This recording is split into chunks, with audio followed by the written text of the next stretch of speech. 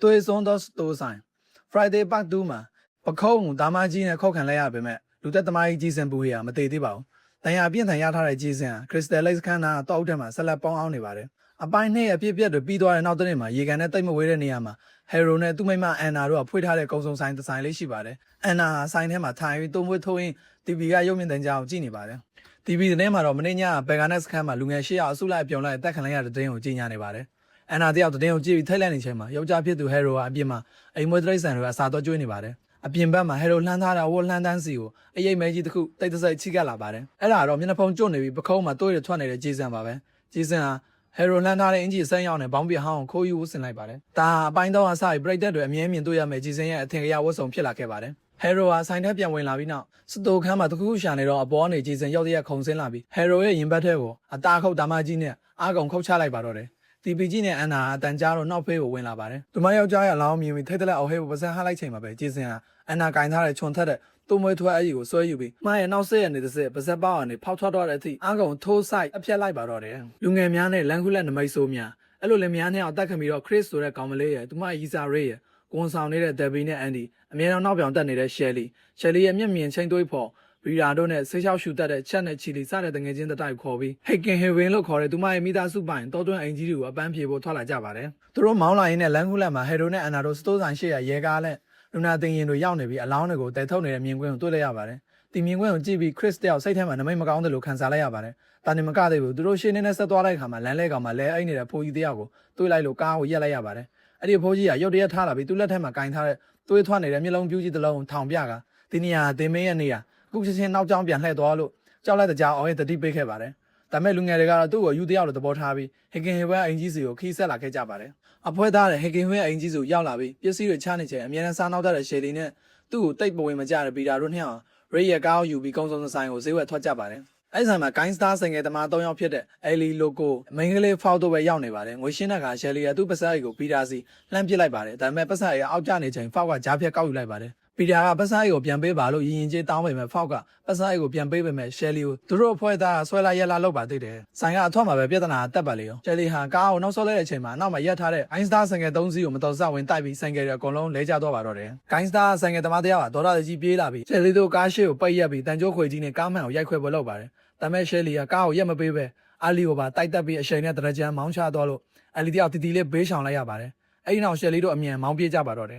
18级的啊，毛业，ဒီကိစ္စကိုညှို့ကြီးသွားတဲ့ဆိုင်ကတမာ3ယောက်ဟာရှယ်လီတို့နောက်ကိုခြေရခံလိုက်လာကြပြီ။တို့ရှိတဲ့နေရာကိုရောက်လာကြပါတယ်။စားချေတဲ့အနေနဲ့ရှယ်လီတို့ရဲ့ဗင်ကားစီကဓာတ်စီကိုပိုင်းနဲ့စောက်ထုတ်ပြီးအိမ်ဘေးကစပါးကြီးတွေကိုမီးရှို့ပစ်ဖို့ပြင်ဆင်ကြပါတော့တယ်။အဲတို့မသိတဲ့ကဘေးကရဲ့စပါးကြီးထဲမှာသွေးစာနေတဲ့လူသမားကြီးဂျေဆန်ကကြိုတင်ရောက်ရှိပြီးပေါင်းအောင်နေတယ်ဆိုတာပါပဲ။ဂိုင်းထဲကသူ့ကြောင့်မိန်းကလေးဖောက်အောင်စပါးကြီးအပေါ်ထက်ကိုစူးစမ်းဖို့တတ်သွားပါတယ်။အဲ့မှာသူမဟာကျိုးတွေတန်းလန်းနဲ့စပါးတင်ဖို့နေရာမှာဒန်းဆော့ကစားနေတော့အောက်ထဲကအဖွဲသားလူကိုစားနောက်နေပါတယ်။လူကိုတွေ့ရကနေရုတ်တရက်ပျောက်သွားပါတယ်။အဲ့ချိန်မှာအမောင်တွေကထွက်လာတဲ့ဂျေဆန်ဟာကွာချုံကြီးနဲ့ဖောက်ရဲ့လေပင်းကိုအားကုန်ထိုးဆိုင်ပြီးတစ်တခေါင်မို့တန်းပေါ်မှာကတ်တော်တက်ဖြတ်လိုက်ပါတယ်။ဖောက်ကစားနေတာထင်ပြီးအပေါ်ထက်ကအတန်ကြားလို့လူကိုကအပေါ်ထက်ကိုတက်လာပါတယ်။ဖောက်ရဲ့အလောင်းမြင်ပြီးလက်တော့လိုက်ချိန်မှာဂျေဆန်ကကွာချုံနဲ့လူကိုရဲ့ဘိုက်ကိုထိုးဆိုင်လိုက်ပါတော့တယ်။လူကိုဟာအပေါ်ထက်ကနေအောက်ထက်ကိုဝေါကနေပြုတ်ကျသွားပါတယ်။ဟိုအောက်ထက်မှာရောက်လာတဲ့ဂိုင်းကောင်းဆောင်အာလီယာမြင်သွားပြီးဒေါသကြီးနဲ့ဂျေဆန်ကိုအေးရမပိုက်လိုက်ကွာအကြီးကြီးနဲ့ဝင်ရိုက်ဖို့ကြိုးစားပါတယ်။ဒါပေမဲ့ဂျေဆန်အာလီရဲ့လက်ကိုဖမ်းပြီးအဲ့ဒီဝါအကြီးကြီးနဲ့ပဲအာလီရဲ့ခေါင်းကိုအားကုန်ရိုက်ချလိုက်ပါတော့။ကြပြီးတေဆုံးသွားပြီလို့ထင်ရပါတယ်။တစ်ဖက်မှာတော့အများနဲ့နောက်ပြောင်ချင်တဲ့ရှယ်လီဟာပီတာရဲ့အယောင်စူးစိုက်မှုရရှိဖို့အတွက်ရေကဝတ်ဆောင်အမဲရောင်ကိုသူအဲ့ထဲကပါလာတဲ့ဟော်ကီမျက်နှာဖုံးကိုစွတ်ပြီးလက်ထက်မှာလှန်တန်အောင်ကိုင်းက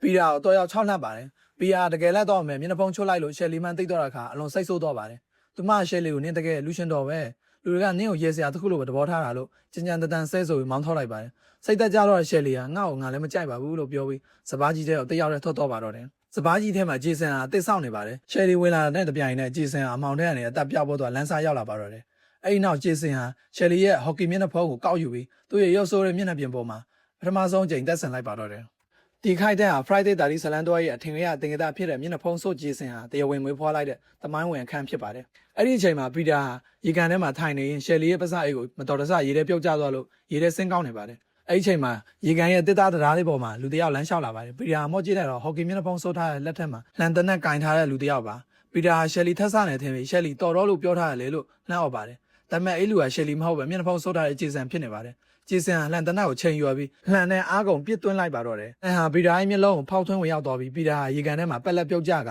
သူ့အိမ်ထဲမှာပွဲချင်းပြီးတည်ဆုံသွားရပါတော့တယ်။ အိမ်ကြီးအတွင်းမှာအစုလိုက်အပြုံလိုက်တက်ဖြတ်ပွဲပီယာနဲ့ရှယ်လီတို့အပြင်မှာတက်ခံလိုက်ရတဲ့အချိန်မှာအိမ်ထဲမှာခဏလျှောက်လဲဖို့ထောသွားကြပါတယ်အိမ်ထဲမှာကြံခဲ့တဲ့ကိုဝန်ဆောင်မိန်းကလေးတက်ပီနဲ့အိတူစုံတွဲဟာအပေါ်ဆုံးထက်လက်လောက်ကြိုးတန်းပေါ်မှာချစ်တင်ညှိနှောနေကြပါတယ်အဲ့နောက်တက်ပီကရေချိုးခန်းနဲ့ဝင်သွားချိန်ကျိုမာသမားဖြစ်တဲ့အဲ့ဒီကသူ့ရဲ့ရေးချင်းကိုပြချင်လို့ကြမ်းပြင်းပေါ်လက်ထောက်ပြီးစောက်ထိုးလမ်းလျှောက်ကအခန်းထဲကနေစင်းကြံလမ်းကိုထွက်သွားပါတယ်အဲ့ဒီတယောက်လက်ထောက်ပြီးလမ်းလျှောက်လိုက်ရင်တကားဝါကိုအရောက်အေးမခြေထောက်ကြီးနဲ့ချောင်းအောင်ရုတ်တရက်သွေးလိုက်ပါတယ်အဲ့ဒီမောကြီးလိုက်တဲ့အချိန်မှာတော့ဟော်ကီမျက်နှာဖုံးစိုးထားတဲ့ဂျေဆန်ဟာတိတ်ရက်နေပါပြီဂျေဆန်ကသူ့လက်ထက်ကဒါမကြီးနဲ့စောက်ထိုးဖြစ်နေတဲ့အဲ့ဒီရဲ့ဘောင်ကြားကနေစစ်ခါလေကိုအားကုန်ပိုင်းချလိုက်ပါတော့တယ်အဲ့ဒီရဲ့ခန္ဓာကိုယ်ကနှစ်ပိုင်းပြတ်တော့ပြီးသူ့အိမ်ထဲမှာလဲကျသိဆုံးကအလောင်းကိုတော့အပေါ်ထက်ခေါင်းမိုးတန်းပေါ်မှာတင်ထားလိုက်ပါတယ်ရေချိုးပြီးထွက်လာတဲ့တဲပီဟာအဲ့ဒီကိုမတွေ့တော့တာကြောင့်အခန်းထဲမှာရှိတဲ့ပကတ်ပေါ်လှဲအဲ့ရဲ့မဂဇင်းဖက်နေပါတယ်အဲ့ချိန်မှာသူမမျက်နှာပေါ်မှာတွေးဆက်တွေကျလာပါတယ်တဲပီမော့ကြည့်လိုက်တော့ခေါင်းမိုးတန်းပေါ်မှာတွေးတွေရှုံးနေနေတဲ့အဲ့ဒီရဲ့လောင်းကြီးကိုထိတ်လက်ပေါ်တွေးလိုက်ရပါတော့တယ်တဲပီအော်ဟစ်ပေါ်ပစံဟလိုက်တဲ့အချိန်မှာပဲပကတ်ရဲ့အောက်ကနေဂျေဆန်ရဲ့သားကြီးဟာတဲပီရဲ့ကြောကောင်းနေစစ်ရင်ဘတ်ကိုဖောက်ထွက်လာပါတော့တယ်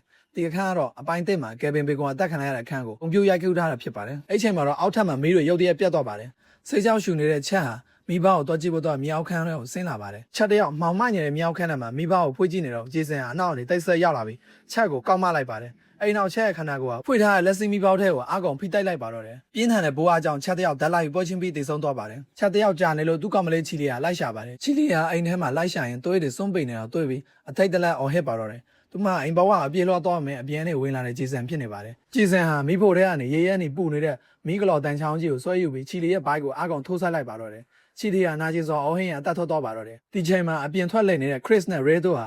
အိမ်ရှိကိုပြန်ရောက်လာပါတယ်။အိမ်ထဲမှာမီးတွေပြတ်နေတာကိုတွေ့တော့ Ray ဟာ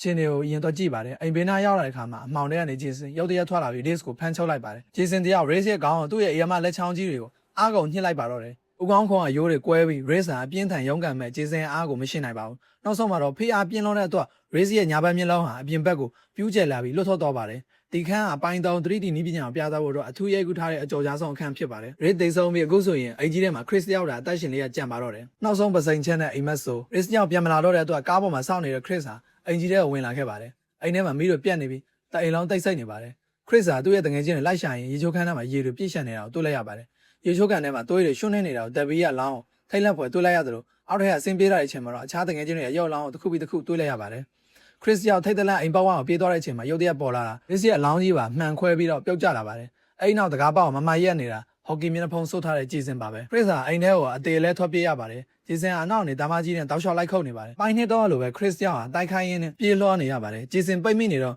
Chris ဟာဓာတ်တချောင်းနဲ့ဂျေဆန်ရဲ့ညာဘက်လက်ကိုထိုးဆိုင်လိုက်ပြီးအိမ်ထဲကနေထွက်တာသူမရဲ့ဘင်ကားစီကိုပြေးလာပါတော့တယ်။ဘင်ကားပေါ်ရောက်လာမယ်ကားဆန်းနှုတ်လို့ရပါမယ်။စီထောက်ထားတဲ့အဝေးတော့မရောက်လိုက်ဘူး။တရားပေါ်မှာရက်ပြီးဂျေဆန်ကကားမှန်ကိုရိုက်ခွဲဖို့လုပ်နေပြီးမို့ Chris ဟာကားပေါ်ကနေခုန်ဆင်းပြီးစပားကြီးထဲကိုအသေးတံပြေးဝင်သွားပါတယ်။စပားကြီးအပေါ်ထဲကိုရောက်တဲ့အခါမှာ Chris နဲ့ဂျေဆန်ကတိုက်ခင်ကျိုးကွင်းတစ်ခုကိုအောက်ကိုချလိုက်ပြီးဂျေဆန်အပေါ်ကိုတက်လာတဲ့အချိန်မှာဂျေဆန်ရဲ့လက်ဘင်းကိုကျိုးကွင်းဆုပ်ကအောက်ကိုတွန်းချလိုက်ပါတယ်။ဂျေဆန်လက်ဘင်းမှာကျိုးတန်းလန်းနဲ့လေထဲမှာတွဲလောင်းကြီးဖြစ်တော့ပါတယ်။တေတော်ပြီးလို့ထင်လိုက်တဲ့ Chris ဟာအောက်ကိုဆင်းလာမယ်ဂျေဆန်ကကျိုးကြီးကိုကင်ပြီးဆွဲတက်လာတာ။ Chris ရောက်ဂျေဆန်ကိုအော်ထိတ်လက်စွာကြည့်နေချိန်မှာပဲဂျေဆန်ကသူ့ရဲ့ဟော်ကီမျက်နှာဖုံးကိုအပေါ်ထက်လှန်တင်ပြလိုက်ပါတယ်။ရုပ်ဆိုးအကြည့်တန်နေတဲ့ဂျေဆန်ရဲ့မျက်နှာကိုမြင်လိုက်ရတဲ့အချိန်မှာတော့ Chris တယောက်ဟာရေအားလုံးသဘောပေါက်တော့ပါတော့တယ်။လွန်ခဲ့တဲ့နှစ်တွေကဒီတော့အောက်ထံသူမကိုရေးရဆက်တိုက်ခက်ခဲ့တဲ့ရုပ်ဆိုးလူကြီးဆိုတာအခုသူမရှိမှဂျေဆန်ဖြစ်နေတာပါပဲဂျေဆန်က Chris ကိုတတ်ဖို့ရှေ့ကိုတိုးလာပါတယ်အဲ့ချိန်မှာပဲစောစောတော့ဂျေဆန်ရိုက်တက်လိုက်လို့ထင်ရပေမဲ့ဆိုင်ကယ်ကောင်းဆောင်အာလီဟာတတိပြန်ရလာပြီတန်ရာနဲ့ဂျေဆန်ကိုဝင်လုံးပါတော့တယ်ဒါပေမဲ့ဂျေဆန်ဟာအာလီရဲ့ညာဘက်လက်ကိုတာမကြီးနဲ့အပြတ်ခုတ်ချလိုက်ပြီ